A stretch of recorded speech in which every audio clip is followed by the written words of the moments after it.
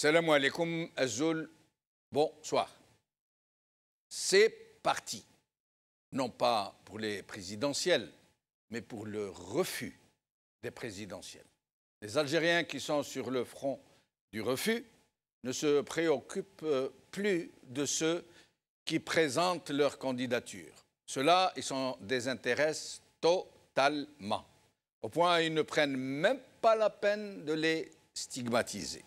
Par contre, ils sont très attentifs, excellemment bien disposés à l'endroit de ceux et celles de leurs compatriotes les plus connus qui sont sollicités par le régime pour faire écran de fumée et qui disent non, catégoriquement non, avec force de déclaration, qui refusent de participer à la farce électorale, qui la dénoncent et qui se mobilisent contre elle aux côtés de leur peuple.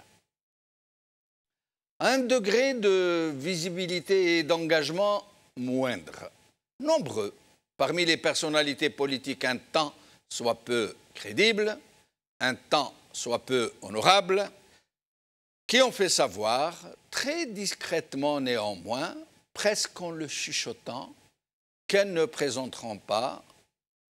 se présenteront pas, en évitant soigneusement de le déclarer publiquement, par peur de représailles, pour ne pas s'engager ouvertement, par prudence, en attendant de voir venir. Il n'en demeure pas moins qu'elles ne se présenteront pas.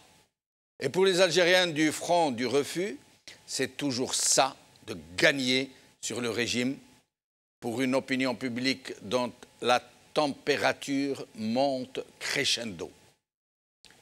Côté régime, c'est une veillée d'armes. L'opération présidentielle est pour lui une question de vie ou de mort. Si celles-ci sont trop massivement boycottées et si ces habituels commis sur le terrain de la fraude ne sont pas au rendez-vous pour bourrer les urnes et faire monter le taux de participation, le désaveu ne pourrait pas être passé sous silence, comme d'habitude, puisque l'Algérie tout entière sera sous les feux de la rampe et qu'il sera difficile de faire croire aux opinions publiques internationales que cette puissante forme de désobéissance civile est l'œuvre de la sempiternelle main étrangère de l'international islamiste et autres épouvantails de service. C'est dire combien les enjeux sont décisifs. Et c'est dire que ces échéances électorales induiront de profonds, très profonds bouleversements. Qu'elles se tiennent ou qu'elles soient massivement boycottées, elles auront un effet et un impact absolument inédit sur le devenir du régime et sur la suite des événements pour une Algérie démocratique. Et le régime sait que même s'il parvient à passer en force, en recourant au bourrage massif pour compenser le boycott massif, il trouvera face à lui une résistance qu'il n'a jamais connue jusque-là. À Blida, le tribunal militaire a eu la main très lourde. Il a infligé des peines de 15 à 20 ans de prison ferme aux prévenus. Non pas pour les crimes contre l'humanité qu'ils ont commis sur les populations civiles, non pas pour les détournements en milliards de dollars qu'ils ont volés au peuple algérien, non pas pour avoir capté le pouvoir et régné sur le pays derrière la façade d'un président totalement invalide, non. Ils ont été condamnés pour avoir voulu subtiliser le pouvoir au chef d'état-major et lui substituer un ex-président pour assurer une transition vers une autre forme de pouvoir où ce chef d'état-major n'aurait plus sa place. Alors, le téléphone a fonctionné et les juges ont obtempéré, à plus forte raison que c'étaient des juges militaires. Cafouillage et purée de pois, donc. Un brouillard politique où plus personne, au sein du régime, ne peut voir plus loin que le bout de son nez. au moment où ces millions de citoyens qui manifestent sont désemparés et dont les revendications sont faites de roc et d'eau de source, État de droit, Première République, séparation des pouvoirs, processus constituant, élections sincères et transparentes.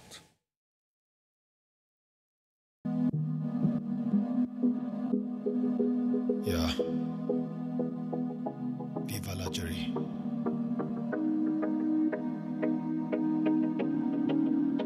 Algeria.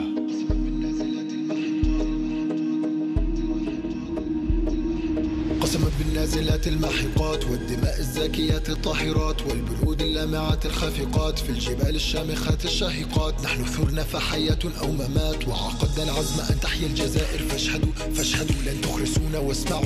عزفنا لحنا بالبارود بإرادة أبية. مات 1.5 مليون شهيد لنأخذ الحرية. أخرستم الأفواه بالعشرية السوداء. ضللتم الشعب وأخفتموه من الدماء. من قصة مبهمة وحقيقة معدمة. جعلتم الجزائر بلاد منسية. سجنتم العقول وأعدمتم الحرية.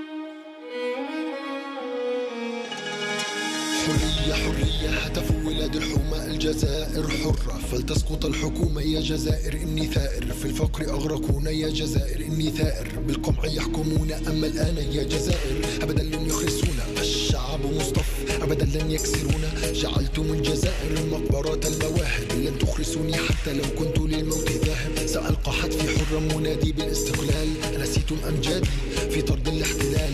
لن نستكين أبدا يا جزائر للهوان. لن يخمدونا أبدا فقد شبت النيران. وغضبك البركان بسلمية أناضل. يوم الرهان قادم بحكم حاكم عادل. Algérie, mobilisation contre subversion. Je vous signale que le chanteur, le rappeur que vous étiez en train d'écouter est un citoyen égyptien. Avec moi pour en parler, Brahim Younsi, ancien cadre du MDA de 1982 à 1988, tient-il à préciser. Brahim Younsi, merci d'être avec nous. Merci pour l'invitation. Azdine Toumi, militant politique, c'est comme ça que vous nous avez demandé de vous présenter. Mais Azdine Toumi, merci d'être avec nous. Merci pour votre invitation. Bonsoir pour votre invité et bonsoir pour tous les téléspectateurs. Et depuis Alger au téléphone, Nabila Smaïl, avocate et militante politique. Merci à Nabila Smaïl d'être avec nous. Alors, Nabila Smaïl, merci d'être avec nous. Merci à vous de m'inviter. Merci. Alors, puisque nous vous avons, qu'est-ce que vous pensez comme ça à chaud de la libération, de l'élargissement de M. Karim Tabou qui a été libéré, mais sous condition, puisqu'il est sous contrôle judiciaire, nous dit-on? Nous avons reçu cette nouvelle avec beaucoup de soulagement, franchement avec beaucoup de soulagement parce que c'est une angoisse de moins et pour nous et surtout pour sa famille. C'est une angoisse de moins pour tous les militants qui ne font que revendiquer leurs droits d'une façon très pacifique. Il reste que cette mesure de détente devrait toucher les 94 détenus qui sont oubliés entre la prison de l'Harrach. 94, dites-vous, hein, 94. 94 Seulement dans l'Algérois ou partout en Algérie, parce qu'on a entendu le chiffre de plus de 150. Je dirais plus de 150 dossiers de poursuite, mais 94 détenus la plus grande partie de ces détenus se trouve à Al-Harrach. D'accord. Donc, je pense que ce petit clin d'œil ou cette petite infime victoire est un espoir, est une lueur d'espoir et pour les militants et pour les avocats et pour la justice. Mais moi, j'ai très mal pour notre justice parce que nous nous demandons s'il n'y a pas quelque part quelque chose qui ne colle pas. Pour Karim Tabou, c'est une très grande victoire. Nous souhaitons qu'il y ait la même décision pour Fodel Boumala et pour Samer Belarbi, lequel puisse s'étendre à ceux qui sont en prison depuis le 22 juin. Et d'après vous, pourquoi Karim Tabou a-t-il été élargi et pas les autres, Samer Belarbi, Fodel Boumala, Lakhdar Bourga'a et tous les autres? Qu'est-ce que cela cache? Qu'est-ce que cela veut dire? Est-ce qu'il cherche à diviser les gens? Est-ce qu'il cherche à disséminer des choses? Ça veut dire quoi? Je ne suis pas dans le secret des dieux, comme dit l'adage, mais je pourrais dire que la libération de Karim Tabou est déjà une victoire et pour la défense et pour le mouvement en lui-même et pour la révolution en lui-même. Mais je dirais, est-ce que l'emprisonnement de Karim Tabou a eu plus de réactions, peut-être même à l'échelle internationale? Il ne faut pas oublier que la détention de Karim Tabou a suscité l'indignation du Parlement européen, de la Commission des droits de l'homme au niveau du Parlement européen. Et c'est peut-être l'une des seules arrestations qui a eu cette indignation et cette réaction. Est-ce que pour les autres, bon, il est vrai que Amnesty International est en train de faire des rapports et d'appeler à ce qu'il n'y ait pas de... Mais nous sommes les partisans de la non-ingérence. Nous sommes les partisans d'une justice indépendante. Nous sommes les partisans d'arrêter toute répression contre des activistes politiques pacifiques. Ils n'ont absolument rien fait, ces jeunes-là qui sont en prison depuis le 22 février. Nous avons des femmes, nous avons une mobile, nous avons une étudiante qui a été arrêtée lors de la manifestation de mardi passé, pas d'hier, mais donc mardi. Nous avons l'Akhdar Bourga'a qui est un symbole. Attention, quand je parle de l'Akhdar Bourga'a, je parle d'un symbole de la révolution reconnu par la loi algérienne. Il y a un journal officiel, il y a une loi sur le Moudjahid qui considère un Moudjahid comme un symbole de la révolution au même titre que l'emblème national, l'échec du Ouattani et les martyrs. Donc comment peut-on refuser 2 demandes de liberté provisoire à un symbole de la révolution? Cette demande de liberté provisoire appuyée par des dossiers médicaux qui sont très très lourds comme dossiers et qui en plus du refus, le dossier de Bourga'a n'est pas encore programmé pour qu'il soit auditionné au fond. Toute notre inquiétude est là. Pourquoi cette lenteur dans le traitement du dossier? Le dossier du général Tefir, de Saïd Bouteflika et de Ouzahmid qui sont passés hier devant le tribunal de Blida est un dossier qui a connu quand même un traitement assez rapide. Vu la gravité des faits et la lourde peine qui a été prononcée par le tribunal de Blida, c'est un dossier qui a quand même connu... Nous allons en parler. Nous allons en parler, maître Nabil Asmaïl. Restez. Je voudrais finir simplement pour dire que la libération de Karim Tabou est un espoir. Pour nous tous, en tant qu'avocats, en tant que militants. Et restez avec nous, je reviens à vous dans un petit moment. Ezzedine Toumi, d'abord, je vous signale quelque chose. C'est que toutes les chaînes de télé privées et publiques en Algérie, celles de statut, celles offshore comme on dit, et le NTV et les autres, qui n'ont pas dit un mot sur l'incarcération de Karim Tabou. En ce moment, elles sont toutes en train de donner l'information qu'il a été libéré sous contrôle judiciaire, etc. Mais sinon, votre sentiment comme ça, à chaud? D'abord, je suis très content. Donc depuis son incarcération, je l'ai au téléphone avant d'arriver ici. Donc d'abord sur le plan humain, c'est quand même il y a de l'émotion. Et puis je suis content pour lui et pour sa famille. Donc ils vont se retrouver ce soir. Quel plaisir de le voir de le voir rentrer chez lui. Alors, je vais vous interrompre. Nous allons montrer quelques images et je reviens à vous. De Karim Tabou après sa libération.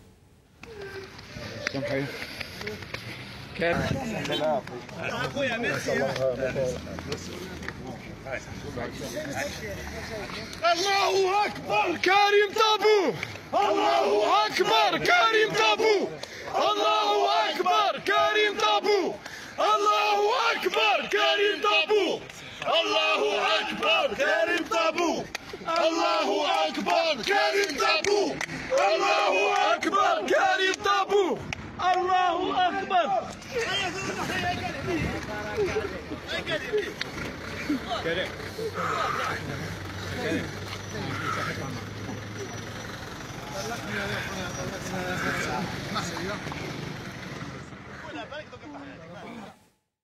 Je vous laisse poursuivre. Je vois que vous êtes très ému. Oui, parce que c'est un Karim Tabou, je le connais. C'est quelqu'un qui n'a pas eu le droit de faire de la politique, de créer un parti politique, de s'exprimer. Et il a été, disons, mis en difficulté depuis ses débuts en politique. Et je pense que c'est un homme qui mérite mieux dans une Algérie pour laquelle il s'est battu, il se bat encore, il continuera à se battre, il mérite plus de choses. Et puis, donc, je disais, sa libération, moi, je ne la qualifierais pas sur le plan politique de victoire. Pourquoi? Parce que c'est vrai que physiquement, ils l'ont libéré, mais le fait de le garder sous contrôle judiciaire, et c'est bien aussi de nous le faire rappeler à tous qu'il est poursuivi pour toujours pour atteinte au moral. Et ces mesures de restriction qui accompagnent le contrôle judiciaire, quelles sont-elles au juste? Qu'est-ce qu'on lui interdit de faire? Ils lui interdisent pratiquement tout. Toute activité politique. Toute activité politique. Est-ce qu'il pourra manifester vendredi? Il ne pourra pas manifester vendredi.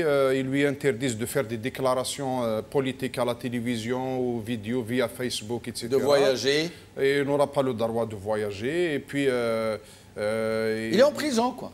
Sauf qu'il est en prison chez lui. Donc, il n'aura pas le droit de faire des conférences ou faire des meetings, de s'exprimer.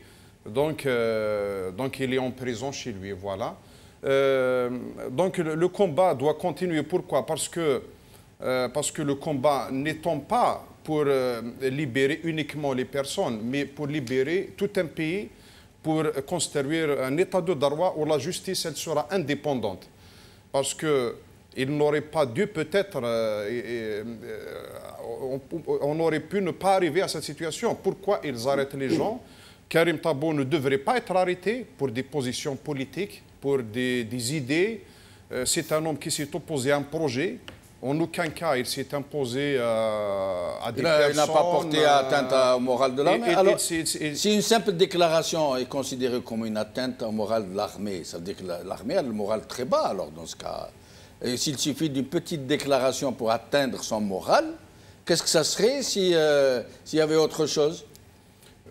Et oui, et puis Karim Tabou, en l'emprisonnant, il voulait certainement donner un coup pour le Hirak, pour la révolution, et puis ça a fait un effet contraire. D'ailleurs, tout ce qu'a fait le pouvoir depuis le début n'a fait que alimenter la contestation. Après sa libération, certainement, moi je pense que tout ce que fait le pouvoir, il est douteux, parce que c'est un pouvoir qui utilise beaucoup de manipulation. Et d'après vous, qu'est-ce qu'il cherchait à travers cette libération, qui n'en est pas une en fait? Peut-être il cherche à se faire une image un petit peu pour dire qu'on est en train d'aller vers l'apaisement. La preuve, c'est que toutes leurs télés sont en train d'en parler. Ils sont en train de faire la promotion de cette libération, or que il est ligoté sur le plan politique et sur le plan communication. Donc, sur le plan humain, je suis content, bien sûr, que comme tout Algérien, étant proche de Karim Tabou, donc je me réjouis. Mais sur le plan politique, je pense que le combat doit continuer pour cette justice indépendante. Il y a encore des détenus, il y a des jeunes de jeunes manifestants, il y a Fodil Boumala, il y a Samir Belarbi, il y a le Sil Khadar Bourgaï. Et puis je profite de cette occasion pour d'abord remercier tous les avocats qui se sont portés volontaires dans ce collectif d'avocats, à leur tête Maître Moustapha Bouchachi, que je salue d'ici, Maître Badi et tous les autres, je ne vais pas citer les noms pour qu'eux. Et puis merci à tout le peuple algérien, merci aux camarades, à nos amis qui ont souffert pendant cette période, et merci pour tous les Algériens qui ont apporté leur soutien ouvertement à travers tout le territoire algérien. On a vu le premier vendredi qui a suivi son arrestation, son nom a été porté partout dans toutes les wilayats, au centre, à l'est, à l'ouest. Donc ça donne quand même, c'était une réponse au pouvoir qui voulait faire de cet homme un homme de tension, un homme de division, un homme le renvoyer à des... Et d'ailleurs, même quand il a été, même le chef d'inculpation qui lui ont collé, c'est infamant presque. Et puis ça l'a innocenté de tout ce qu'ils ont essayé de faire pendant 7 mois. Il y avait une campagne sur les réseaux pendant 7 mois. De dénigrement incroyable. Oui. Après, à la fin, finalement, ils n'arrivaient pas donc ils l'ont innocenté de ce côté-là. Et puis Karim Tabou, ce n'est pas un militant d'aujourd'hui du Hirak, c'est un militant de toujours. De toujours. Il était connu. D'ailleurs, il avait été choisi par Aït Ahmed pour être désigné comme premier secrétaire. Oui, il lui a renouvelé sa confiance par FFS, hein, c'est pas rien. Hein. Et c'est un homme qui a côtoyé des sommités dans la politique algérienne, notamment Hussein Ahmed, Allah yarhamou, Mehri, Allah yarhamou, donc d'autres qui sont encore en vie. Donc il a côtoyé quand même une classe où, contre la politique algérienne, contre l'opposition algérienne quand même, il faut le dire, c'est la vérité, dans les années 90, il y avait quand même une certaine consistance. Donc je pense que son combat va continuer, peut-être d'autres manières. Il trouvera toujours sa manière de continuer. Et je suis content pour lui, je le salue. Brahim Younsi, d'abord, d'après vous, pourquoi avoir libéré Karim Tabou et pas les autres?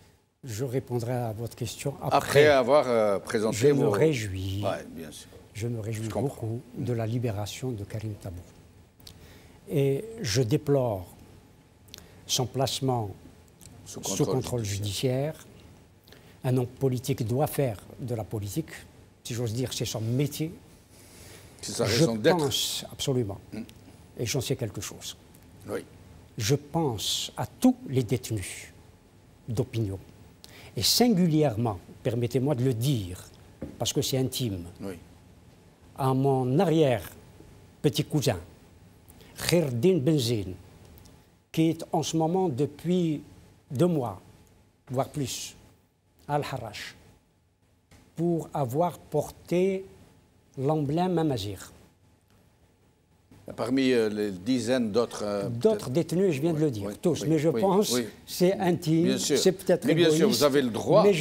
Mais je pense à mon arrière-petit cousin. Tout à votre honneur.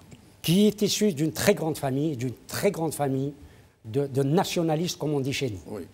De nationalistes. Et alors, donc, Karim Tabou, en le plaçant sous contrôle judiciaire, en lui interdisant de faire toute déclaration, de manifester, de rencontrer des gens, de donner des conférences, de voyager. Finalement, ils ont trouvé la panacée. Il suffit d'arrêter les gens, puis de les relâcher avec sous contrôle judiciaire. Ils ont le beau rôle, généreux, magnanime, et en même temps, ils ferment la bouche des gens, ils les incarcèrent politiquement. C'est... La puissance coloniale, la France, a utilisé les mêmes méthodes. Elle a utilisé les mêmes méthodes. Elle a arrêté des gens et les libérer quelque temps après, comme mesure d'apaisement. Et ils ne pouvaient plus ni bouger, ni voyager, ni rien. C'est incroyable. Ça va être le goutte à goutte. Ils vont sortir. Bon, le comportement de Karim Tabou Karim Tabou va être mis sous scanner. Il va être mis sous scanner. D'abord, je ne sais pas s'il y a une délimitation géographique. Ah, certainement, Bon. il est placé sous contrôle C'est-à-dire qu'il judiciaire, ne il ne peut pas... Enfin, certains étaient placés sous... Ils peuvent voyager... Qui pouvaient Oui. sortir de leur département, de leur région, D'accord. etc. Peut-être que lui, on lui a délimité un Ne territoire, pas quitter une Alger ou ne géographie, pas etc. quitter la daïra Tout à où il fait, habite. tout à fait. ou- Donc, les autres détenus, notamment ceux que vous avez cités, Bourgaaf, Fodil Boumala, Samir Belarbi, ceux qui sont connus. Oui, oui. Ah, c'est pas Comment comme- s'appelle la jeune cadre du RCD? Samira Mazouzi, Samira Mazouzi. je pense. Oui. Donc, ce n'est pas comme mon arrière-petit cousin qui est un petit universitaire, un étudiant, etc., qui n'est pas connu. Bien sûr. Bon, donc, on pense à ces leaders, Oui. à ceux qui étaient au devant de la Révolution. Et bien entendu, leur tour viendra, je pense, et je l'espère, parce qu'ils sont accusés des mêmes chefs d'inculpation Oui. pour atteinte au moral de l'armée. Non, il n'y a que Karim Tabou et Sil Khadar Bourga qui ont ce chef d'inculpation. Les autres, Les autres, c'est l'utilisation de faire des déclarations contre l'intérêt de l'Algérie et l'atteinte à Atteinte l'unité au moral de nationale. l'armée, il n'y a que deux, Karim Tabou et l'Akhdar Borga. Alors, nous allons passer au sujet suivant, mais je vous demanderai d'être... je voulais Oui, juste je vous en prie. aussi, Oui. je voulais juste aussi avoir une pensée Oui. pour ces bébés morts Ah oui. dans un incendie, Merci dans de un nous l'avoir hôpital. rappelé. À Merci. leur famille aussi. Ben oui, ben absolument. J'ai une pensée, c'est que quand je dis une pensée pour les bébés, c'est pour leur famille, surtout en parce effet, qu'eux en sont effet. morts. Hélas. Allah yarhamou. Hélas. Hier, nous n'avons pas voulu aller au fond du... On a évoqué, sans aller au fond du sujet, par pudeur. Nous ne voulions pas choquer le deuil des gens, leur douleur. Nous avons voulu laisser enterrer leur cher bébé dans la sérénité. Et nous attendions que le moment de la colère vienne. Mais c'est ce qui... Je vous remercie de l'avoir évoqué. Ce qui s'est passé est absolument incroyable. 8 bébés qui venaient de naître et qui meurent dans un accident. C'est pas un accident, c'est une négligence criminelle Plus qu'une négligence. qui s'est déjà produite il y a quelques mois. C'est le même équipement qui a déjà pris feu et qui reprend feu. Et il y a eu plusieurs blessés et ces 8 bébés qui sont morts, carbonisés, certains asphyxiés. C'est presque comme si c'était normal dans des hôpitaux qui sont devenus des mouroirs, où le ministre de la Justice vient nous dire publiquement que les hôpitaux algériens sont dotés de meilleurs équipements que l'Europe et les États-Unis, au moment où eux tous, autant qu'ils sont, tous les grands serviteurs et les grands commis de l'État, comme ils se qualifient eux-mêmes, vont se soigner dans les hôpitaux à l'étranger, aux frais du peuple algérien. Les enfants du peuple algérien meurent dans des conditions d'un autre âge, de maladies d'un autre âge, parfois de surinfection, et jusqu'à... C'est-à-dire que c'est le concept de protection des enfants, la protection infantile, Oui. qui reçoit un coup sévère. C'est-à-dire les familles ne vont plus faire confiance oui. dans les maternités, dans les services de protection infantile. Beaucoup de gens, beaucoup alors de que femmes les médecins, accouchent chez elles ou dans des cliniques privées. Oui, oui. Alors que les médecins... il faut Et la le dire, plupart accouchent sous césarienne. Tout à fait. Parce que ça fait plus vite. Hein. Les cliniques privées n'attendent plus qu'elle accouche naturellement. C'est césarienne, bat qui met de lait ou agab. Quand on voit les responsables doivent être le meilleur exemple pour le peuple. Quand on voit les responsables, ils ne se soignent pas dans les hôpitaux de leur pays. Oui. Et ils n'ont pas confiance dans le système de santé qu'ils dirigent eux-mêmes. Oui. Et ça à travers tous les secteurs. Donc il y a un dicton qui dit que l'État crée les valeurs. Donc quand on a des responsables dans de hautes fonctions qui ont des comportements complètement... Si vous me permettez, sauf que chez nous, on a remplacé les valeurs par les voleurs. Ouais. Donc, on a changé le A par le O. Donc la confiance, elle est au centre, c'est le centre de la problématique. Donc comme il n'y a pas de confiance dans la politique, dans ce système, dans la santé, dans le transport, on n'a confiance en rien du tout. Donc c'est pour ça que le peuple, quand il est sorti le 16 février, c'est pour revendiquer un changement radical. Parce que tout ce système, c'est un système auquel on ne peut pas se fier, c'est un système dont on ne peut pas faire confiance. Tout ce qu'il fait, je l'ai dit tout à l'heure, tout ce qu'il fait, il est douteux. Il est dans la manipulation, il est dans la division, il est dans le dénigrement, il est dans la corruption, il est dans la violence. Donc d'ailleurs, c'est pour ça qu'on dit que les gens qui s'attendent à ce que le système change de comportement, c'est un leurre. Pourquoi? Parce que c'est un système qui ne peut pas changer son comportement. C'est un système qui ne sait... qui ne peut pas se doter d'autres moyens que les moyens qu'il avait usés depuis l'indépendance. Je tiens cependant à dire que ce n'est pas un désaveu ou une accusation du corps médical. Non, jamais de la vie, nous le savons très bien. Non, au contraire, bien au contraire. Parce que les médecins algériens, dans leur globalité, ils ont du mérite d'activer dans de telles conditions. Extrêmement bien leur travail, d'une part, et d'autre part, beaucoup de médecins et de professeurs se battent pour avoir tous les matériels. Mais les Algériens le savent. Les Algériens le savent. Mais il faut le dire. Personne ne blâme les médecins. Il faut le dire, nous avons l'opportunité aujourd'hui de le dire de façon directe. Alors, Nabil Ismail, je vais vous poser quelques questions. Je vous demanderai de répondre assez succinctement pour que je puisse vous libérer. J'ai beaucoup de questions pour vous. D'abord, au sujet de ces nourrissons morts au moment où ils étaient nés quasiment, à Al-Oued, 8 bébés, à la suite d'une négligence criminelle. D'abord, c'est désolant. Je tiens mon nom et au nom de toute âme normalement constituée et qui a un grain de conscience à présenter mes sincères condoléances aux familles, parce que oui, nourrissons qui viennent au monde pour connaître un tel sort et mourir de cette façon-là, c'est horrible, et pour leur famille et pour le pays et pour l'humanité, parce que c'est un drame humanitaire, c'est pas un drame qui touche uniquement la famille. Là, il y a négligence sur le plan du droit, il y a la responsabilité civile, il y a la négligence, ça va entraîner des poursuites pénales probablement, parce que si c'est des choses qui ont été signalées ou qu'il y a eu déjà des accidents de ce genre et que les mesures nécessaires n'ont pas été prises, ça engendre et ça entraîne directement des responsabilités. Et d'après vous, tout un gouvernement devrait démissionner. Justement, d'après vous, le ministre au moins... Le directeur de l'hôpital. Oui, le ministre, il devrait démissionner, ministre de la Santé? Moi, je dirais que c'est tout le gouvernement qui devrait démissionner, parce qu'il ne s'agit pas d'une négligence parce qu'un mort est déjà c'est beaucoup. C'est beaucoup, parce qu'il n'est pas mort de mort naturelle, il n'est pas mort dans le ventre de sa mère, il n'est pas mort parce qu'il y a un tremblement de terre ou c'est l'effondrement de l'hôpital, il est mort pour négligence. Mais il faudra venir et faire un tour dans les infrastructures sanitaires à l'intérieur du pays.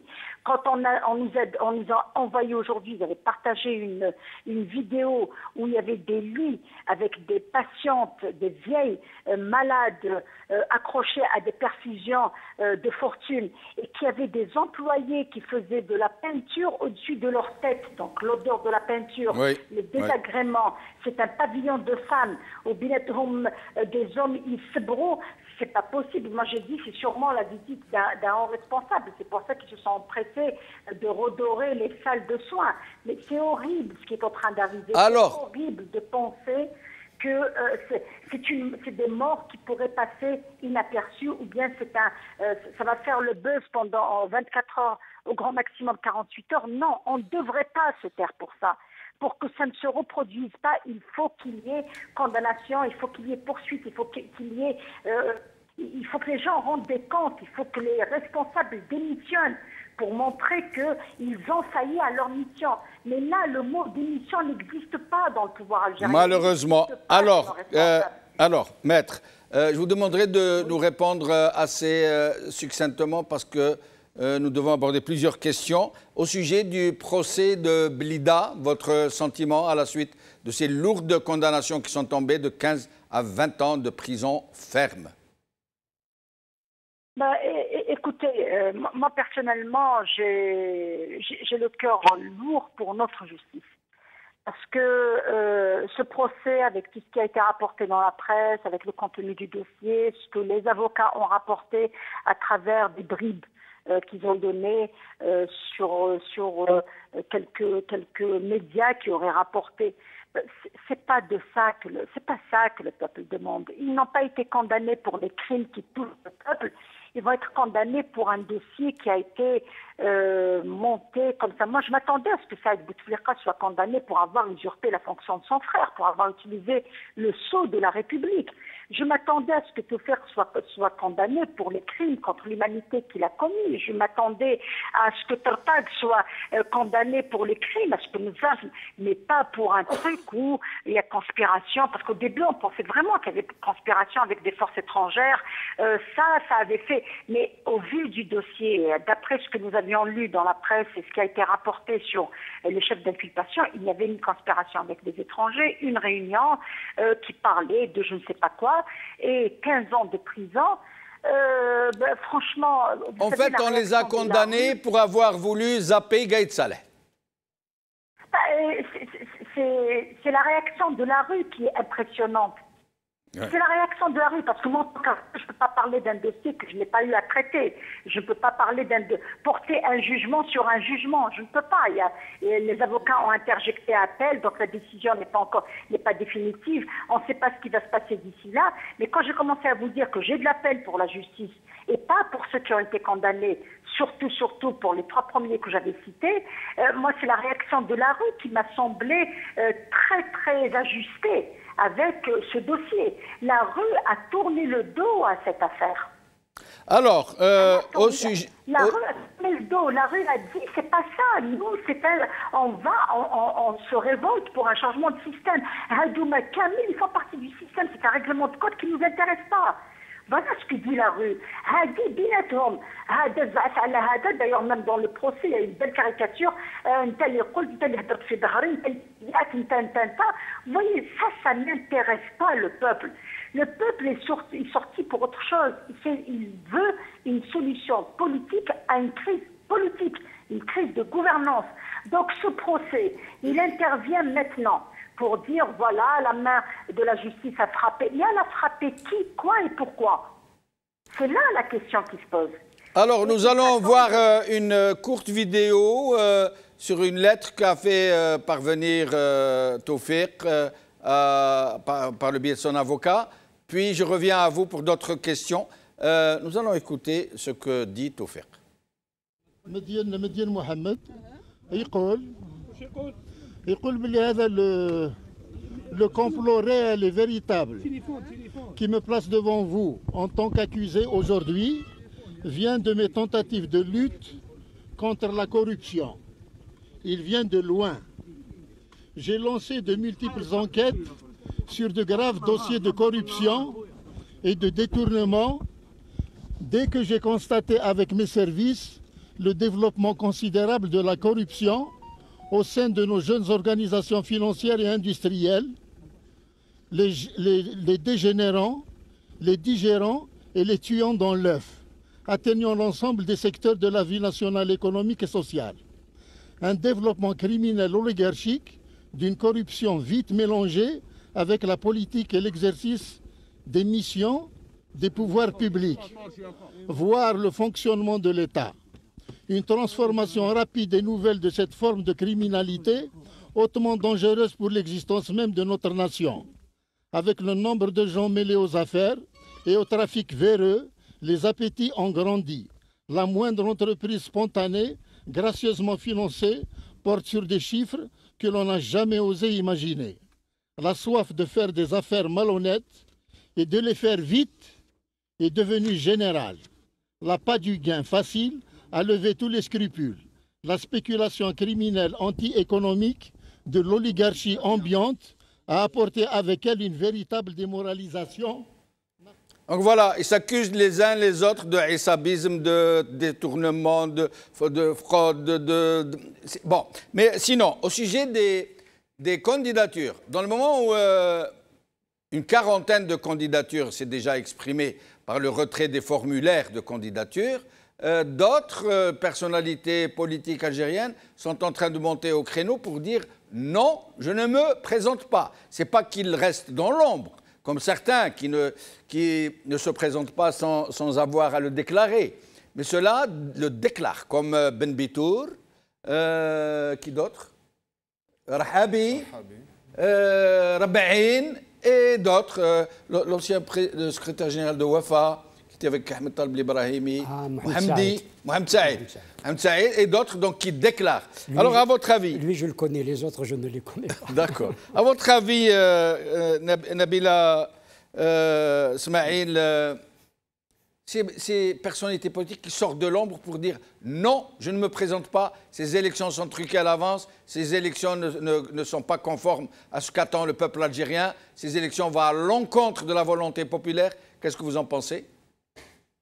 Moi, ce que j'en pense, c'est que ces personnalités politiques et ces personnages politiques qui sont très à l'écoute ou qui sont conscients de l'enjeu, le fait d'avoir exprimé le refus de prendre part ou de se porter candidat. Mais ça, c'est louable, ça c'est à leur honneur. Et ça nous fait plaisir d'entendre ça parce qu'ils auraient pu se contenter de ne pas s'exprimer, de ne pas présenter leur candidature.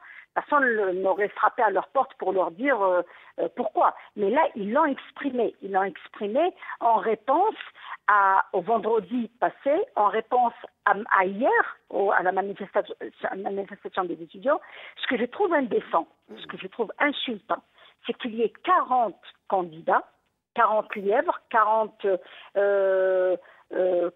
personnes sorties de nulle part, inconnues, qui osent défier cette volonté populaire, qui refuse encore, parce qu'il faudra encore insister sur le fait que le peuple refuse de tenir des élections présidentielles dans une conjoncture pareille avec les mêmes mécanismes du système. Donc, aucun peuple refuserait d'avoir un président de la République qui aurait les prérogatives de gérer un État comme le nôtre, surtout dans une conjoncture internationale comme celle-là, dans une conjoncture économique comme celle que vit le monde entier. Mais le peuple sort pour dire on ne peut pas organiser des élections présidentielles avec les mêmes mécanismes de l'ancien système. Ils sont arrivés à donc cet affront, ces 40 candidats que je ne connais pas, mis à part 2 ou 3, Benflis, Tebboune, qu'on dit être le favori dans la course, donc tout cela, on connaît, on sait, c'est les enfants du régime, c'est les enfants du système. Ils ne peuvent pas ne pas jouer le rôle de sauveur du système. C'est ça qui est frappant, c'est que à chaque sortie de ces gens-là, c'est considéré comme étant une provocation, parce que le peuple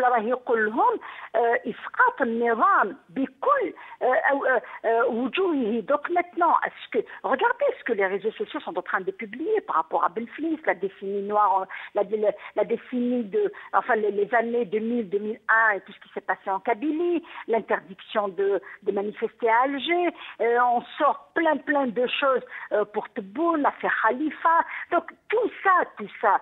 Qu'est-ce qu'ils n'ont pas compris dans la revendication populaire qui dit on veut un changement du système sans رموز النظام. Qu'est-ce qu'ils n'ont pas compris?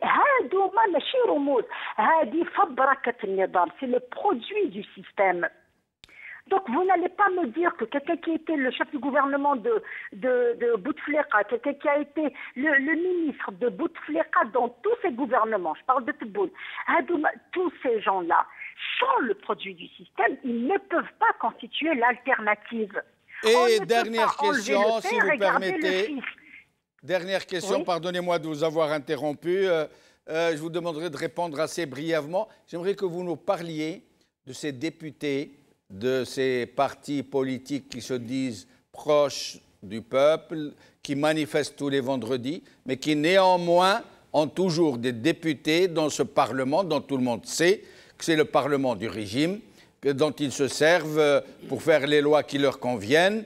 Et même, ils se servent même de l'opposition, qui se dit opposition au sein de ce Parlement, comme d'un faire valoir. Regardez, nous avons même de l'opposition dans notre Parlement, finalement. C'est j'allais dire, un mot utile, quoi. Qu'est-ce que vous en pensez? Je me permets de répondre quand ce qui concerne la formation à laquelle j'appartiens. Au niveau en ce qui concerne le FFF, le 6 mars a été pour nous une réponse directe aux revendications du peuple, parce que le 6 mars, la direction nationale du FFS avait décidé de retirer son groupe parlementaire du Parlement actuel. Chose étant faite, il y a eu un refus de la part de certains députés. Il y a eu la démission d'Ali Askeri, qui avait démissionné 15 jours après la décision. Quant aux députés qui n'ont pas accepté la décision de leur parti, ils ont été radiés. Radiés du parti, hein? Radiés du parti. Ils ont été radiés du parti. C'est-à-dire que maintenant, le groupe parlementaire qui est au niveau du Parlement n'appartient pas au FFS. Les décisions de radiation ont été notifiées. Elles peuvent être revues en cas où ils démissionnent. Ils peuvent réintégrer leur poste. C'est le cas de Salima Razali? Salima Razali vient de démissionner. Elle a démissionné, elle a expliqué les raisons de sa démission, qui sont des raisons que je me permettrai de mettre entre parenthèses, parce que quand on dit qu'au bout de 7 mois, elle s'est rendue compte qu'il n'y avait pas de politique, donc il fallait se retirer. Moi, je dirais qu'au bout de 7 mois, le peuple réclame une solution politique. Donc, il n'y a pas lieu de dire qu'il n'y a pas de politique, donc je démissionne. Non, il y a de la politique. Il faut imposer la solution politique. Et bon, quitter le Parlement parce que c'est un Parlement qui ne sert à rien, je suis d'accord, mais démissionner parce qu'il n'y a pas de politique, il faut imposer le choix politique, il faut imposer la question politique, il faut imposer la solution politique. Et donc, merci. Oui, je vous laisse finir votre phrase, allez-y. Donc moi je dirais que pour le FFS, la question a été tranchée. Maintenant pour les autres partis politiques, je suis très mal placée pour répondre à leur place, parce que chacun a ses conditions, chacun a ses raisons, que je respecte bien sûr, mais je préfère que ce soit eux qui répondent. Moi je répondrai pour la formation politique à laquelle j'appartiens. Nabila Smaïl, merci de nous avoir accompagnés. Au plaisir de vous revoir dans une autre émission. Azzine Toumi, j'aimerais vous poser les mêmes questions. Donc, au sujet d'abord de ce procès de Blida, dont le verdict vient de tomber, de 15 à 20 ans pour les uns et pour les autres. Ceux qui sont à l'extérieur, je crois, Brahim Younsi, Nazar, son fils, Farid, comment il s'appelle? Benhamdine, ont eu 20 ans. Les autres ont eu 15 ans, y compris Louisa Hennoun, par un tribunal militaire, dont on ne comprend d'ailleurs pas pourquoi. Votre avis? En tout cas, toute personne qui a fait du mal à l'Algérie, qui s'y permet de prendre de l'argent ou de dilapider les biens des Algériens ou de faire de l'espionnage à des puissances étrangères, etc., nous, on est pour qu'il soit jugé, mais toujours est-il, il faut le rappeler, que ce soit une justice indépendante qui pourra prendre des décisions et puis dans une transparence. Sur certains dossiers, on ne connaît pas c'est quoi les faits, les preuves, etc. Parce qu'il y a quand même de l'ombre sur certains dossiers. Et puis quand j'entends quelqu'un qui dit l'État et puis des gens qui ont été responsables, quand même dans une période où l'Algérie a eu quand même des crimes, a eu contre l'humanité, du sang à couler. Des gens, ils sont responsables. Et aujourd'hui, on les voit donner des leçons dans les institutions, dans la corruption. Et pendant toute cette période-là, ils avaient des responsabilités importantes. Et puis, il y avait toujours il y avait toujours de la corruption depuis les années 90. Il y a eu des crimes, il y a eu beaucoup de dossiers qui n'ont pas été traités, qui n'ont pas été ouverts. On aimerait bien qu'aujourd'hui, après cette révolution, pour passer d'abord à une autre ère, à une autre Algérie, d'ouvrir tous ces dossiers. On voudrait bien que les gens soient jugés pour les faits, pour les histoires dans lesquelles ils étaient mêlés. Et puis je pense qu'aujourd'hui, on est arrivé à un point où toute cette population, le peuple algérien, ne peut plus être dupé, ni trompé. Il connaît vraiment faire la différence. Qui est Aïssaba, qui n'est pas Aïssaba, qui est responsable de quelque chose, qui n'est pas responsable de quelque chose. Et puis ce procès de Blida qui a été surmédiatisé depuis des jours et des jours, on disait que ça sera le procès du siècle. C'est pas ça le plus important. Le plus important, c'est la réaction de la rue. La rue, elle a compris la manipulation. Complètement ignoré ce procès. Complètement. Elle a complètement ignoré parce que pour la rue, le plus important, c'est d'aller de l'avant. Le plus important, ce n'est pas la lutte de clans, ce n'est pas les règlements de compte, mais que les gens soient jugés pour tous les dossiers qui ont fait vraiment mal à l'Algérie.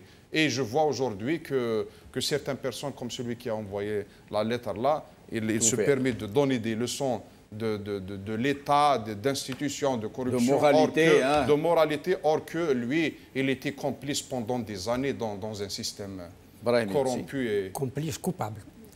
Ouais. Il était coupable, pas complice. Ouais. Ouais. Oui. Oui, le même sujet. J'aimerais qu'on discute comme ça, à bâton rompu, qu'on s'interrompe l'un l'autre. Pour revenir au général Tawfiq. Celui qui a écrit la lettre où il dit « Je suis là parce que j'ai attaqué la corruption ».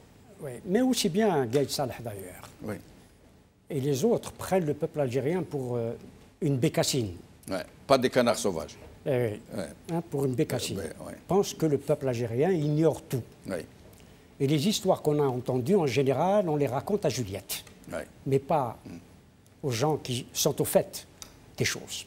Sincèrement, cette affaire me rappelle, vous le savez peut-être dans l'histoire de France, les 4 sergents de La Rochelle. J'en entends parler, mais je ne connais pas l'anecdote. Dites-nous. Ce n'est pas une anecdote, c'est une vérité. Une véritable histoire. C'est une véritable histoire. D'accord. Les 4 sergents de La Rochelle étaient accusés d'avoir voulu, tout simplement, renverser sous la Restauration la monarchie. D'accord. C'était des sergents. C'était des sergents. C'est la raison. Des sergents de La Rochelle. Ah, d'accord. Les 4 sergents de La Rochelle voulaient renverser la monarchie sous la Restauration. C'est vous dire. Oui, oui. D'accord. C'est vous dire. C'est très évocateur. C'est exactement cela. Ouais. Gaïd Salah veut nous faire croire qu'il veut sauver l'Algérie alors qu'il se sauve lui-même. Et avec Gaïd Salah, pardonnez-moi, je vais encore faire une citation qui outrage la pudeur et la nature, comme disait Pétrone dans le Satyricon, à propos de Néron. Mieux vaut assassiner, être un criminel contre l'humanité, un criminel de guerre, mais pas comploter contre lui, parce que c'est plus grave. C'est plus grave. Et c'est le cas, en l'occurrence. C'est vraiment le cas. Oui. Là. Voilà, parce que Tawfiq et Tartak, qui sont complices, qui sont auteurs de crimes contre l'humanité de façon massive, n'ont pas été jugés pour ça, pas du tout, pas la moindre évocation. Ils ont été jugés pour avoir voulu neutraliser Gaïd Salah et mettre Zaroual dans un processus de transition et écarter de fait Gaïd Salah. Ils ont été jugés pour ça. Et donc, sinon, comment voyez-vous ce procès dans un tribunal militaire, je rappelle? Il aurait pu les faire juger par un tribunal civil, puisqu'il dispose du même téléphone pour donner des injonctions. Qui est un tribunal d'exception, oui, qui agit comme une cour de sûreté de l'État. Oui. Donc il juge tout le monde. Y compris une civile comme Louisa Hannoun? Mais les autres aussi le sont. Oui, c'est des civils aussi. Les Tawfiq est civilianisé, Tartag est civilianisé, Saïd Bouteflika est civil, Nazar est civilianisé, son fils est civil, Farid Ben Hamdine est civil, c'est vrai, c'est vrai. Ils ont jugé des civils. Parce que le tribunal militaire agit comme une cour de sûreté de l'État qui a été supprimée, qui a été... Mais en l'occurrence, il n'y a pas eu atteinte à la sûreté de l'État. Il y a eu atteinte à la carrière politique de M. Gaïd Salah. Mais Gaïd Salah estime qu'il incarne l'État. D'accord. Comme d'autres qui parlent au nom du peuple pensent incarner le peuple. D'accord. Et d'ailleurs, je suis très choqué, je dois le dire. J'ai lu l'entretien qu'un des avocats de Tawfiq Medine, le criminel pour moi, Tawfiq Medine, comment ça s'appelle, Farouk Santini, dire que le verdict a été prononcé au nom du peuple algérien. C'est inconvenant, c'est choquant, c'est insultant pour le peuple algérien. Oui, mais le peuple algérien lui fait dire tout ce qu'on veut depuis pas mal de temps déjà. Mais il faut dire à cet avocat... À la Révolution, au Shahada, au Moujahidine... Raison pour laquelle il faut dire à cet avocat que ce verdict n'a pas été prononcé au nom du peuple algérien parce que le peuple algérien ne reconnaît ni les uns ni les autres. Et il est en situation de révolution. Absolument. Il est en situation de révolution. Alors, au sujet des déclarations de non-candidature, pas de candidature, mais de non-candidature, curieusement, les retraits des formulaires pour candidature n'intéressent mais alors personne. Personne n'en parle. Et curieusement, ceux qui déclarent ne pas être candidats, ils peuvent se confiner dans le silence, tout simplement, ne pas dire... Non, non, maintenant ils montent au créneau, comme Rahabi, comme Bembitour, comme... comment vous l'appelez? Mohamed Saïd, comme... j'oublie son nom, Ahd 54, Rabaïn. Ils montent au créneau et ils disent, nous ne sommes pas candidats, ce sont des élections truquées à l'avance, le peuple n'en veut pas et nous sommes du côté du peuple.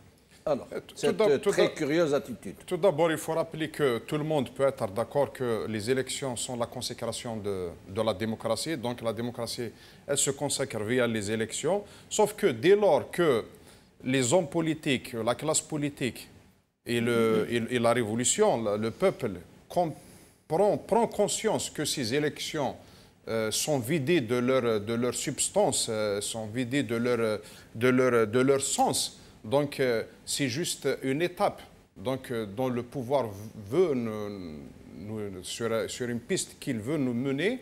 Donc, dès lors, il n'y a plus de débat, ni sur les candidats, ni sur les programmes, ni autour de ces élections. Donc, il faut trouver un autre chemin, autre que les élections, et puis se taire. Ne rien dire, c'est être complice de ce plan qui est en train de mener l'Algérie vers... Il faut se démarquer, ça veut dire d'après vous, les candidats qui ne sont pas présentés doivent dire « je ne me présente pas ». Il faut dire aujourd'hui que les conditions ne sont pas réunies pour organiser des élections présidentielles dans notre pays. Pas d'ambiguïté. D'abord, regardez ce qui se passe dans la rue, regardez la pression qu'ils sont en train de mettre sur les militants, sur les chefs de partis politiques. Je parle des chefs de partis politiques qui restent encore du côté du peuple parce que ceux qui ont choisi de se mettre de l'autre côté, dans l'espoir de se repositionner dans un échiquier politique à l'avenir, je pense que l'histoire après jugera tout un chacun. Mais je pense qu'aujourd'hui, même le débat, c'est la folklorisation. Donc, les chaînes de télévision, quand ils aillent devant la fameuse Hay'at al-Awliya les Tandim Intikhabat, donc tendre les micros pour des gens qu'on ne connaît pas, qui sont ici pour faire le décor, etc. Ça relève de Tahrij, tout simplement. Voilà, merci. Moi, je m'étonne que les gens annoncent qu'ils ne sont pas candidats. Ah bon? Vous n'appréciez pas? Non. Je m'étonne. Est-ce qu'on leur a demandé?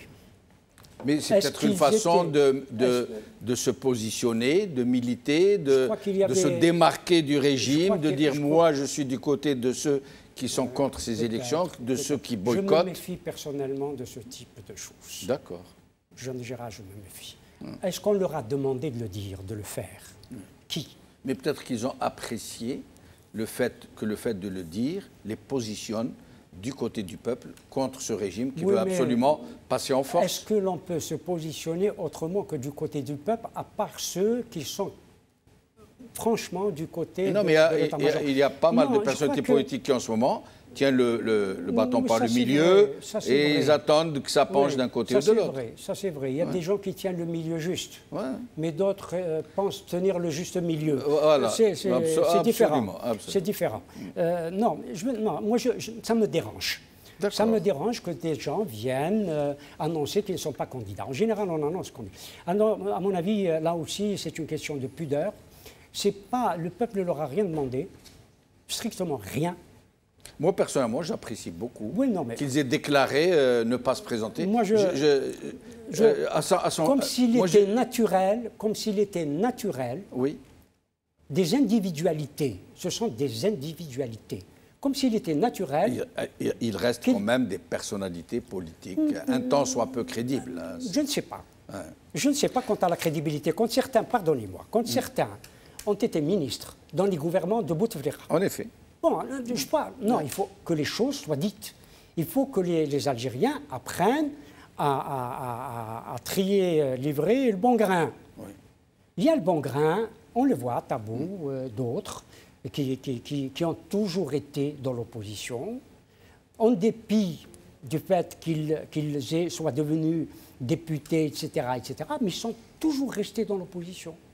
Mais certains ont été des ministres de Abdelaziz Bouteflika. Mais Tebboune, par exemple, a été Premier ministre et il a démissionné, avec perte et fracas. Non, on l'a démissionné. Oui. On l'a démissionné. Lui dit j'ai démissionné. Oui, non, mais tout le monde. Mais vous dites on l'a démissionné. Il a été démissionné. Pourquoi douter de sa parole puisqu'il dit moi j'ai démissionné parce qu'on a voulu me confiner dans un rôle qui ne me convenait pas. Je doute de sa parole parce que pour la majorité des Algériens, c'est un homme douteux. Et plus que douteux. C'est votre responsabilité. Je porte qu'il vienne déposer plainte contre moi. En tout cas, comme d'habitude, si M. Benbitour veut venir vous apporter la contradiction... vous aviez parlé de Tebboune. Ah, pardon. Non. Benbitour. Benbitour, il a fait... non, je parle de Benbitour. Non, vous parliez de Tebboune. Non, Tebboune, justement, j'allais y venir. Oui, et je répéterai ce que je dis à son sujet. Non, Benbitour, c'est une autre histoire. Tebboune, il n'y a pas de doute, il a été démissionné. Quelle grosse bévue j'ai commis. Je ne crois pas d'ailleurs que Benbitour ait démissionné, c'est une autre histoire. Mais Benbitour, à mon avis, c'est le mien, c'est mon avis. D'accord. Il traîne beaucoup de casseroles dans les années 90. Il a été ministre du budget et c'est lui qui a entraîné l'Algérie dans les programmes d'ajustement structurel, alors que le peuple mourait. Cela est, à mon avis, du point de vue sur le plan politique, ce n'est pas pénal. Et vous pensez qu'il avait la capacité, lui, de décider tout seul d'une telle... Donc, s'il a démissionné... D'une telle orientation économique... S'il a démissionné comme Premier ministre, il aurait dû démissionner alors que le sang des Algériens se versait. Alors, nous en arrivons à Tebboune, justement. C'est pour ça que je l'ai noté ici. J'ai répondu par anticipation. Par anticipation. Alors, de Tebboune, beaucoup de gens disent que c'est le candidat du régime, que c'est le favori, qu'il est déjà dans les starting blocks, que tous les autres vont lui servir de lièvre. Mais certains observateurs disent tout à fait le contraire. Disent que c'est lui qui va être le lièvre de quelqu'un d'autre qui aurait été choisi, qui aurait déjà été adoubé. Non, mais au final, il y a des lièvres et un favori. Donc, finalement, que soit l'un ou l'autre. Soit l'un ou l'autre, et ça, c'est un piège. Et je pense que ça sera un danger pour l'Algérie parce que ça va diviser le peuple algérien. Le peuple algérien, aujourd'hui, il est uni pour un changement profond, pour une Algérie nouvelle, partir sur de nouvelles bases. Et nous voyons aujourd'hui le résultat, après 20 années disons, de gestion désastreuse à tous les niveaux, en politique, en économie, en finance, dans tous les secteurs. Donc, ils ont menti aux Algériens, ils ont dit qu'on a de la politique, qu'on a de l'opposition, qu'on a une autoroute, qu'on a une économie, qu'on a des finances, or que après, finalement, on n'a rien. Donc aujourd'hui, il est de notre devoir de le faire rappeler que la révolution, elle va dans le sens pour rendre l'espoir d'abord aux Algériens. Parce que ceux qui se dressent aujourd'hui contre cette révolution, ils se dressent contre l'espoir de plusieurs générations. Pour la première fois, plusieurs générations, ils partagent le même rêve.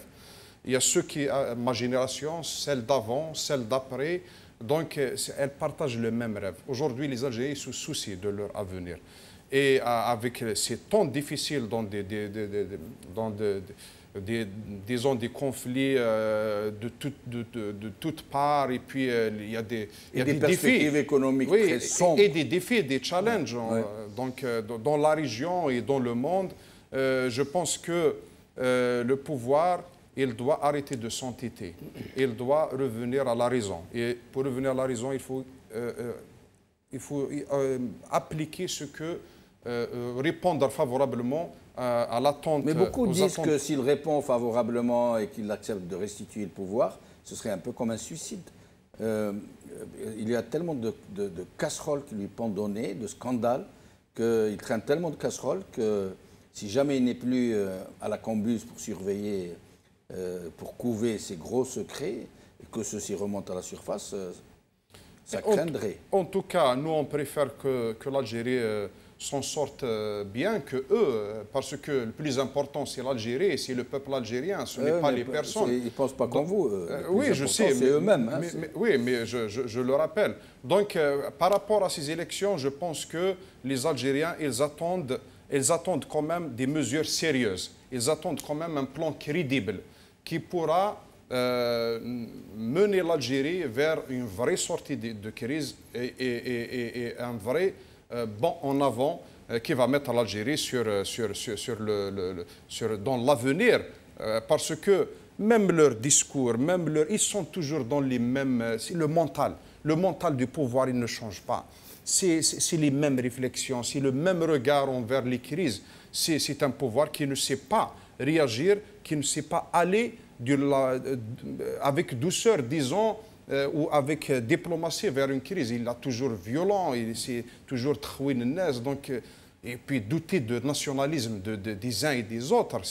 De quel droit on doute aujourd'hui du nationalisme des uns et des autres? C'est un commerce qu'ils ont toujours utilisé. Pourquoi ils en priveraient? Sur des personnes, notamment, parlons de Karim Tabou par exemple, à un certain moment, ils ont voulu, c'est-à-dire ils mettaient en avant des idées comme quoi... il était reçu par des ambassadeurs, il rencontrait des agents secrets. Un homme qui a vécu toutes les misères de l'Algérie, c'est-à-dire toutes les difficultés. Il a vécu dans les difficultés sur le plan politique, sur le plan social, sur le plan... etc. Et puis, il était là en Algérie, il était tout le temps là. Et arriver à douter de son nationalisme, c'est insultant, c'est au-delà de la blessure, mais c'est profond comme sentiment quand on se sent que personne ne peut nous enlever notre algérianité. On aime notre pays et puis on a notre manière de s'opposer à ce pouvoir, on a notre manière de s'exprimer. C'est de notre droit absolu, Alors, Brahim Younsi, sur Tebboune, Lièvre, favori? Je ne peux pas... C'est un slogan. Ceci dit, vous connaissez certainement aussi l'athée de Pascal. Dieu est ou il n'est pas. Mais de quel côté pencherons-nous? Je crois que certains sont dans l'imposture politique. Je le pense profondément. Mais j'ai une grave inquiétude. Une grande inquiétude. C'est que l'armée se délite. Parce qu'il y a un risque, à mon sens, quand on regarde, quand on travaille. Quand vous dites l'armée, vous parlez de l'état-major, du commandement. Je parle de l'armée. D'accord. Je parle de l'armée. Si ce n'était le commandement, ce serait un moindre mal, au contraire. Mais de l'armée. Je crains cela. Que la cohésion ne se fissure? Je crois que la cohésion commence à craqueler et les lézardes, me semble-t-il, sont béantes. Et ça, pour moi, c'est un grand risque. J'imagine, oui. Merci Brahim Younsi, merci Ezzine Toumi, merci Nabila Smaïl, merci à vous chers amis. Nous allons vous ouvrir Standard pour quelques minutes. À tout de suite.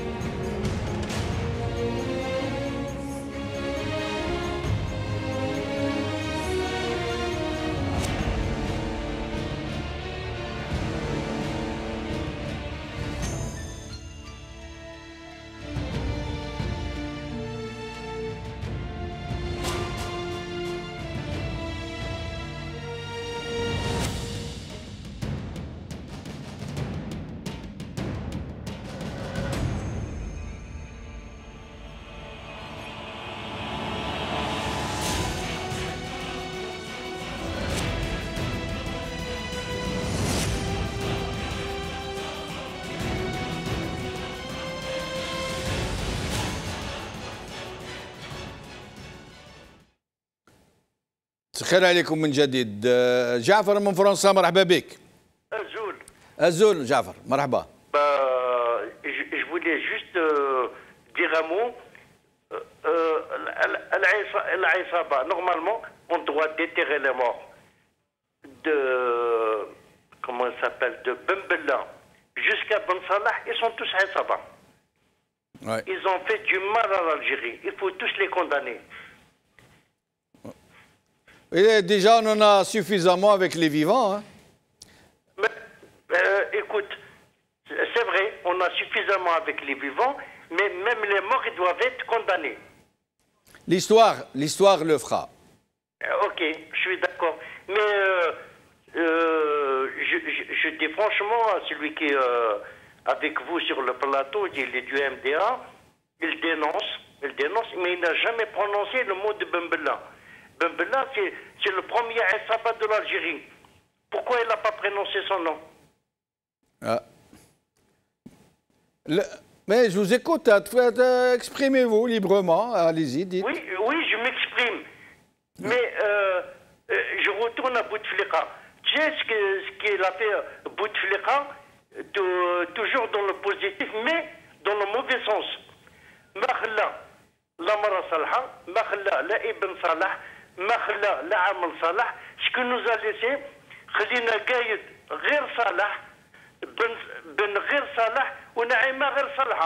Et voilà la conclusion. Merci, au revoir.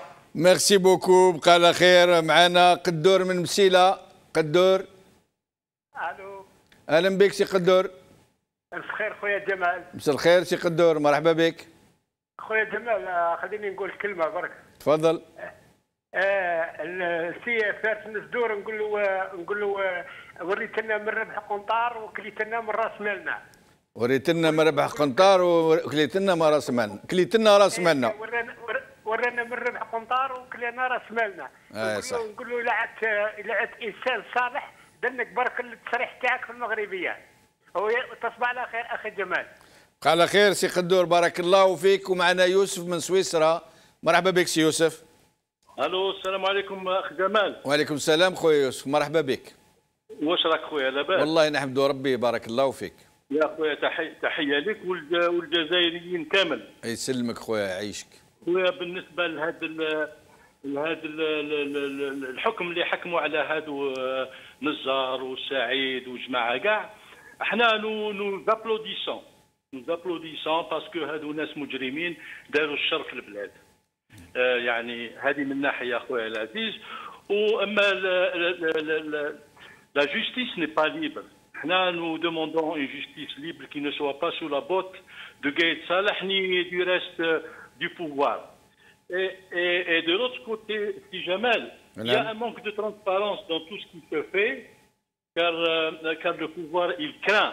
Le pouvoir, il خاف من محكمة تكون هكذا باينة في التلفزيون، وكان حكموا عليهم في التلفزيون 15 سنة. كان سعيد بوتفليقة يصرح بأشياء اللي ممكن راح تشوكي الشعب الجزائري كاع كي يعرف روحه باللي راح يقعد 15 سنة في الحبس، راح يقول حوايج اللي ممكن راح يكشفوا كاع كل شيء. لهذا داروها بالخبيه وحكموا عليهم ودفنوهم وهم حيين. احنا على كل حال ونابلودي تو سا. Si je peux parler au peuple algérien de faire très attention par rapport à ce qui se passe, parce que الدولة راهي رايحة في الانتخابات ورايحين ينتخبوا واحد من عندهم لو 20% تاعهم رايحين يديروا رئيس ويروحوا 5 سنين الجايين ولا 10 سنين. احنا on doit préparer une stratégie. Il faut faire très attention. المقاطعة مليحة بصح il faut avoir une stratégie. تسمع فيا خويا جمال؟ نعم نسمعوا فيك. باسكو هما راهم رايحين ما على بالهم فينا كاع، ما على بالهم حتى واحد. عندهم ils sont assurés les 2 millions d'importateurs وعائلتهم وكذا. Maintenant ils savent avec les 2 millions ils vont partir كيما كان بوتفليقة بكري. الشعب كاع ما يفوتيش، هو يجوز صحابو قعدوا 20 سنة. هما رايحين يديروا لا ميم شوز. دوك ما على بالوش فينا كاع، رايحين يديروا يجوزوا. بصح حنا اون دوا بريباري استراتيجي داتاك. وبارك الله فيك سي يوسف، سامحني اذا قطعت لك الكلام. مزيان مجايه، مرحبا بك سي مزيان. Oui, Jamel, comment ça va? Ça va, c'est Mzian, labas, alhamdoulilah. Oui, c'est très non, c'est très bien. Ah, je remercie. Je voulais juste dire, vous savez, je vais être très bref. Je vous en prie. Le ridicule tue en Algérie. Ah. Oui, oui, on vous entend très bien. Oui, je vous dis, si le ridicule tue en Algérie, Oui. si le ridicule en Algérie tue, Oui. vous m'entendez? Et on vous entend très bien. Poursuivez. Eh bien, nous ne sommes pas nombreux à respirer. Si le ridicule tuait, on aurait une hécatombe dans le pays. On n'est pas nombreux à respirer. Il faut gagner. Si le ridicule tuait, on n'aurait plus de pouvoir, on serait des gens libres. On ne sera pas nombreux à respirer, parce que le ridicule... Vous êtes trop près de la télévision, il y a un retour.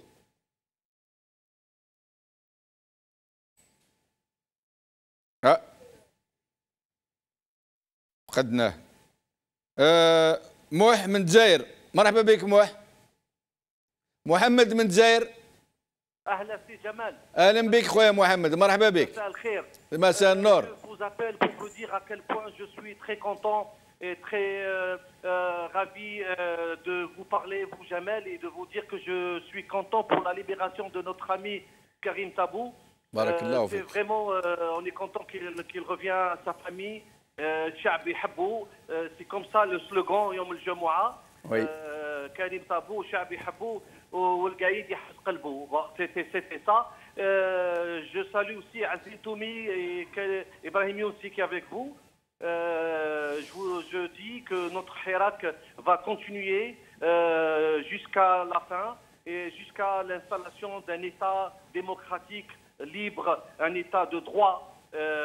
Voilà. Et en même temps, je voulais vous dire que malheureusement, j'aime Karim Tabou plus que vous, puisque je le vois dans les... j'ai pas eu l'occasion de vous rencontrer, malgré que je souhaite vous voir. J'ai beaucoup d'estime pour vous. Merci. Vous êtes un journaliste hors norme. Merci. Et en même temps, je voulais dire à mon ami Azdin Toumi qu'il a un avenir politique glorieux, puisqu'il accompagne Karim Tabou partout. Voilà, et j'espère qu'il y aura des partis politiques de bon sens et dignes de ce nom politique. C'est pas comme les partis qu'on voit et les gens qui retirent des devant l'Alem, le Murtazaqa il retirer ou les Sémarat pour se présenter. Je vois pas comment un homme de bon sens puisse se présenter à des élections pour l'Algérie qui est très grande, avec son histoire, avec sa révolution, Shouhada, ou la révolution aussi Hirak qui a vraiment donné leçon au monde. Comment ces gens-là puissent avoir... بارك الله فيك سي محمد. آخر مكالمة كمال من تيزي وزو. مرحبا بك سي كمال. السلام عليكم خويا جمال. وعليكم السلام. مرحبا بك خويا. أهلا بك.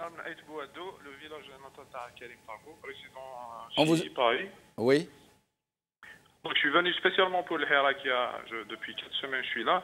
Ah, bravo. Donc le premier message que je veux passer, c'est que je suis un proche de la famille de Karim Tabou, donc il va très très bien, il est très motivé. Très bien. Donc il n'y a aucun souci.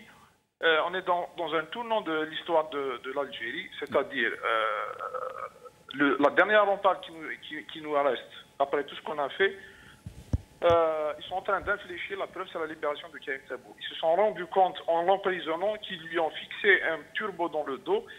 Donc, ils ont changé d'avis, ils essaient de le dire. Bon, mais le truc est lancé. Karim Tabou, je ne parle pas d'ambition personnelle, c'est toujours bien sûr le Hirak.